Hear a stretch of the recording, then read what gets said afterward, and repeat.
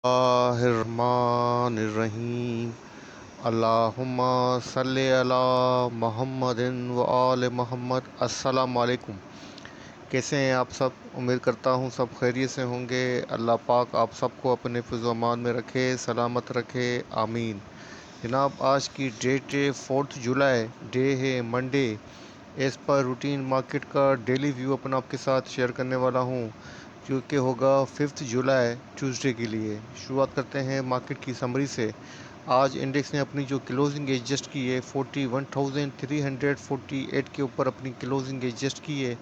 Index ने जो points decline किए हैं 282 पॉइंट डिक्लाइन किए हैं। परसेंटेज के हिसाब से बनता है 0.68% डिक्लाइन। आज जो वॉल्यूम जनरेट हुए हैं 43.32 मिलियंस के वॉल्यूम जनरेट हुए हैं, जो कि सिंस 10 जून से लेके अभी तक के लोवेस्ट वॉल्यूम है। इंडेक्स ने आज जो अपनी ओपनिंग दी थी 41,634 के पास ही दी थी। अपना जो हाई पोस्ट किया 41,685 का किया है। अपना जो लो पोस्ट किया है 41,323 का किया है। थ्रू आउट द डे जो इंडेक्स की पोजीशन रही है अंडर प्रेशर और बेयरिश रही है। कंपनीज़ की बात करें तो जनाब 20 कंपनीज़ अप रही हैं, डाउन 66 रही हैं, 14 कंपनीज़ अनचेंज रही हैं। टॉप पॉइंट कंट्रीब्यूटर्स की बात कर लेते हैं तो जनाब नंबर 1 पे हमारे पास जो आता है वो आता है जनाब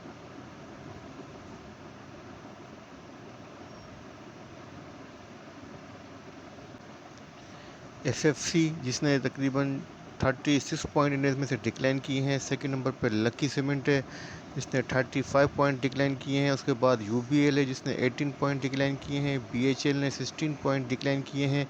एंग्रोन ने 15 पॉइंट डिक्लाइन किए हैं जनाब। और अगर एडवांसर की बात करें तो एच ने 18 पॉइंट ऐड किए हैं। सेकंड नंबर पे एम है, जिसने 11 पॉइंट ऐड किए हैं। एस ने 6 पॉइंट ऐड किए हैं। एफ ने 4 पॉइंट्स ऐड किए हैं। लोड कैम और एच वगैरह ने भी साथ दिया है।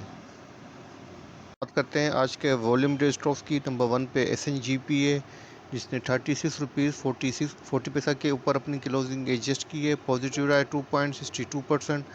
सेकेंड नंबर पे AGL है, जिसने 6 रुपीज़ 74 पैसा के ऊपर अपनी क्लोजिंग एडजस्ट की है। पॉजिटिव रहा है 3.06%। थर्ड नंबर पे PRL है जनाब, जिसने 16 रुपीज़ 91 पैसा के ऊपर अपनी क्लोजिंग एडजस्ट की है। नेगेटिव रहा है 3.21%। उसके बाद MLCF है, जिसने 26 रुपीज़ 83 पैसा के ऊपर अपनी क्लोजिंग एडजस्ट की है। नेगेटिव रहा है 0.15%। उसके बाद WTL है जनाब, जिसकी पोजीशन फ्लैट रही है। 1 रुपीज़ 35 पैसा के ऊपर अपनी क्लोजिंग एडजस्ट की है। बात करते हैं आज के फाइनेंशियल रिजल्ट्स की। तो आज SNGP ने 2 रिजल्ट्स अनाउंस किए हैं। नंबर 1 पे हमारे पास जो रिज़ल्ट है जनाब वो है Q1 का 30 सितंबर 30 2021 का, जिसके अंदर EPS जो आई है 4.78 आई है। उसके बाद सेकंड नंबर पे SNGP ने जो अपना रिजल्ट अनाउंस किया है वो ईयरली किया है जून 30 2021 का, जिसके अंदर जो EPS है वो 17 रुपीज़ 32 पैसा की है। और आपको डिविडेंड भी दिया है 5 रुपीज़ का। आपके साथ ईद उल अज़हा के हवाले से जो अनाउंसमेंट हुई है हॉलीडेज़ की वो भी शेयर कर दूं, जो कि फ्राइडे 8 जुलाई से स्टार्ट है और टिल टू ट्यूसडे जुलाई 12 2022 तक है। ये ईद उल अज़हा की हॉलीडेज़ हैं, जो कि PSS ने अभी जो जस्ट अनाउंस किया है। बात करते हैं कुछ डेटा की। तो अभी जो मेरे पास डेटा मौजूद है, फर्स्ट ओपन इंटरेस्ट डेटा मौजूद है आज का 4 जुलाई का। इसमें आप देख सकते हैं मार्केट का जो ओवरऑल डेटा है जनाब वो इंक्रीज़ हुआ है 0.3%। कोई शॉर्ट क्वांटिटी जो है वो इंक्रीज़ हुई है, कोई इतना बड़ा डिफरेंस नहीं है। और प्राइस जो है वो डिक्लाइन हुई है। इसका मतलब है शॉर्ट पोजीशन को, वीकनेस को इंडिकेट कर रहा है। और जिस कंपनी के अंदर मुझे चेंज नज़र आ रहा था वो PRL के अंदर। PRL का जो डेटा है वो डिक्लाइन हुआ है -4.2% और प्राइस डिक्लाइन हुई है। इसका मतलब है अनसर्टन पोजीशन है, प्राइस किसी भी टाइम जंप मार सकती है। और मैं ऑलरेडी PRL के बारे में अपने ग्रुप के अंदर भी डिस्कस कर चुका हूँ कि जिसने PRL को 18 प्लस के ऊपर बाई किया हुआ है वो PRL को 16 रुपीज़ 90 पैसा के अराउंड जो है एवरेज कर सकता है। और यहाँ से 16 रुपीज़ 90 पैसा से लेके, गौर से सुन लें, 16 रुपीज़ 90 पैसा से लेके PRL 18 रुपीज़ 30 पैसा तक वापस आ सकता है। ठीक है जनाब, ये मैंने आपको छोटी सी इंडिकेशन दे दी है ओपन इंटरेस्ट डेटा को देखते हुए। और इसके बाद जो सेकंड मुझे चेंज नज़र आ रहा है वो टीपीएलपी का भी डिक्लाइन हुआ है -4.3%। टीपीएलपी को मैंने फॉलो नहीं किया इसलिए कुछ कह नहीं सकता। और डबल जील का इंक्रीज़ हुआ है 3.5%। डबल जील को भी मैंने फॉलो नहीं किया है इसलिए कुछ कह नहीं सकता। बाकी ओवरऑल जो है वो इंक्रीज़ हुआ है, शॉर्ट क्वांटिटी इंक्रीज़ हुई है लेकिन प्राइस डिक्लाइन हुई है, वीकनेस और शॉर्ट को इंडिकेट कर रहा है। अब बात करते हैं सीपीडीपी डेटा की। तो आपके सामने पोर्टफोलियो इन्वेस्टमेंट डेटा 4 जुलाई का मौजूद है। इसमें आप देख सकते हैं कि फॉरेनर इन्वेस्टर की जो नेट पोजीशन है वो बाइंग के ऊपर है। 0.08 बिलियन की आज इन्होंने नेट बाइंग की है। ओवरसीज़ पाकिस्तानीज़ ने 0.25 मिलियन की नेट बाइंग की है। और जहां इन्होंने अच्छी बाइंग की है 0.11 मिलियन की जनाब वो की है सीमेंट के अंदर। उसके बाद 0.9 मिलियन की बाइंग की है oil and gas and telecom के अंदर। और जहां अच्छी सेलिंग की है वो की है बैंक्स के अंदर 0.24 मिलियंस की। इसके बाद नंबर आता है जनाब लोकल डेटा का। लोकल डेटा में नंबर 1 पे आते हैं। इंडिविजुअल की नेट पोजीशन बाइंग के ऊपर है। 2.13 मिलियन की नेट बाइंग की है इंडिविजुअल ने। और जहां अच्छी बाइंग की है जनाब वो की है लोगों ने जनाब 0.76 मिलियन की बाइंग की है ऑयल एंड गैस मार्केटिंग के अंदर। 0.73 मिलियन की बाइंग की है सीमेंट के अंदर। इसके बाद नंबर आता है कंपनीज़ का। कंपनीज़ की नेट पोजीशन बाइंग के ऊपर है। 0.71 बिलियन की नेट बाइंग की है।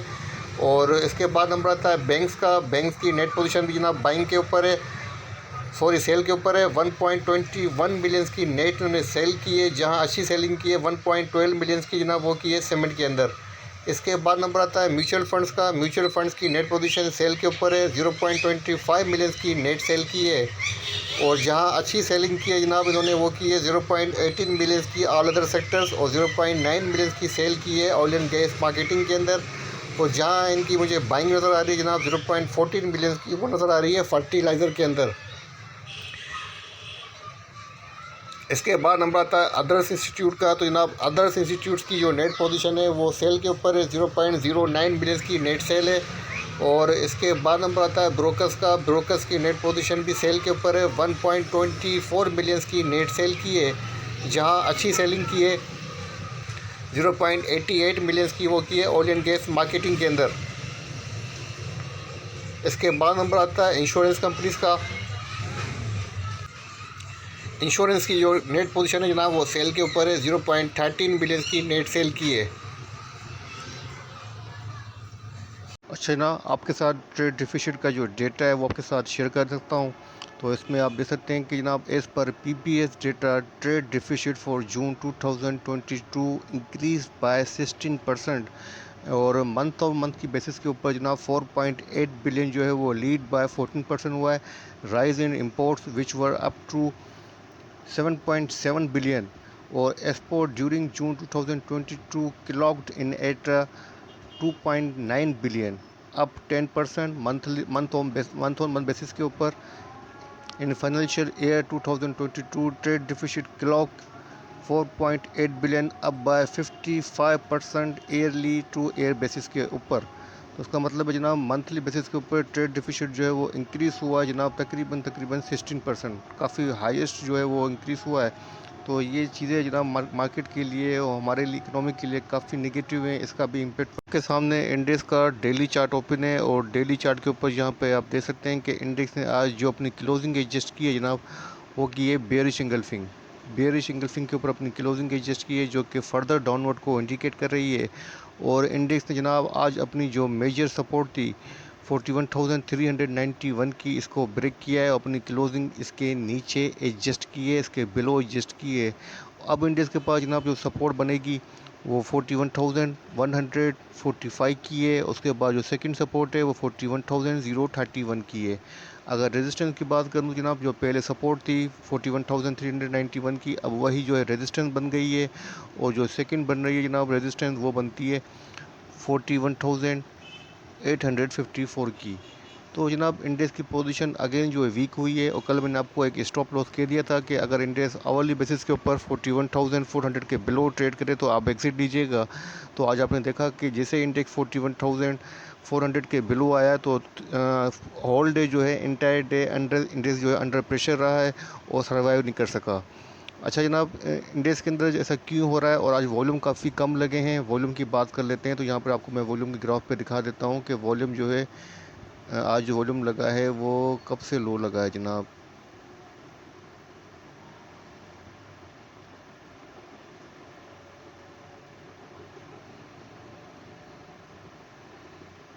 तो जनाब यहाँ पर आप देख सकते हैं कि वॉल्यूम ग्राफ के अंदर तकरीबन 10 जून 2022 के बाद इंट्रा डे बेसिस के ऊपर आज जो है लोवेस्ट वॉल्यूम लगा है, जो कि है जनाब 43.32 मिलियन। तो जनाब काफ़ी लोवेस्ट वॉल्यूम आज जनरेट हुआ है और ऐसा लग रहा है कि कोई मार्केट के अंदर जो है ना इंटरेस्टेड है बाइंग के अंदर। इसकी मेन वजह आपके सामने है कि गवर्नमेंट को 3 मंथ होने वाले हैं और 3 मंथ से लेके गवर्नमेंट जो अभी तक बातें करती हुई नज़र आ रही है कि IMF से आज डील हो जाएगी, कल डील हो जाएगी, और अभी तक वो डील फाइनलाइज नहीं हुई है। और आज की जो सुबह की लेटेस्ट अर्ली मॉर्निंग न्यूज़ थी, उसके अंदर ये न्यूज़ थी कि IMF ने मज़ीद जो है वो एक कंडीशन लगा दी है कि आपको जो है अपनी जो सारी जो कंसल्ट हैं वो एंटी करप्शन से भी आपको जो है वो इन्वॉल्व कर दिया है कि आपको उससे भी क्लियरिटी चाहिए होगी। तो जनाब IMF जो है मज़ीद डू मोर की जो डिमांड्स हैं वो आपके सामने रख रहा है, और ऐसा लग रहा है कि उनका जो है प्रोग्राम आपको जो देने का कोई इरादा नहीं है। और गवर्नमेंट अभी तक IMF का जो प्रोग्राम है उसको हासिल करने में नाकाम जा रही है, और 3 मंथ से यही जो है अनसर्टेनिटी आपको नज़र आ रही है, जिसकी वजह से मार्केट के अंदर भी आपने रिफ्लेक्शन देखा इसका कि ना इन्वेस्टर ना ट्रेडर्स जो है मार्केट के अंदर हमें काम करते हुए नज़र आ रहे हैं। ज़ाहिर सी बात है ऐसी अनसर्टेनिटी के अंदर कोई भी काम करना पसंद नहीं करेगा। तो मैं भी आपको ये सजेस्ट करूँगा कि फ़िलहाल आप वेट एंड वॉच पर रहें या छोटी मोटी डे ट्रेड लें, अपने स्टॉप लॉस लगा के काम करें तो ये बेहतर होगा। लेकिन फ़िलहाल बड़ी इन्वेस्टमेंट से या इन्वेस्टमेंट पर्पस के हिसाब से भी आप स्ट्रेटजी मत रखिएगा। डे ट्रेड के हिसाब से आप काम कर सकते हैं। और कल की स्ट्रेटजी आपको बता देता हूँ। अगर इंडेक्स कल आवरली बेसिस के ऊपर 41,400 जो कि अब रेजिस्टेंस बन गई है, इसको अगर ऑनर दे और इसके अबाउट ट्रेड करे आवरली बेसिस के ऊपर, तो आप बेशक बाई कीजिएगा। लेकिन आप देख रहे हैं कि इंडेक्स 41,400 को सस्टेन नहीं कर पा रहा है या इसको टेस्ट करके वापस आ जाता है या रिटर्न बैक हो जाता है, तो फिर आपको भी अपनी स्ट्रेटजी सेल ऑन स्ट्रेंथ की रखनी चाहिए। ठीक है ना। तो ये था इंडेक्स का छोटा सा व्यू आपके साथ शेयर किया है। उम्मीद करता हूँ वीडियो पसंद आएगी। वीडियो पसंद आए तो लाइक कीजिएगा, दूसरों के साथ शेयर कीजिएगा। अपने प्यारों का बहुत ख्याल रखिएगा, मुझे अपनी दुआओं में याद रखिएगा। अल्लाह हाफिज़।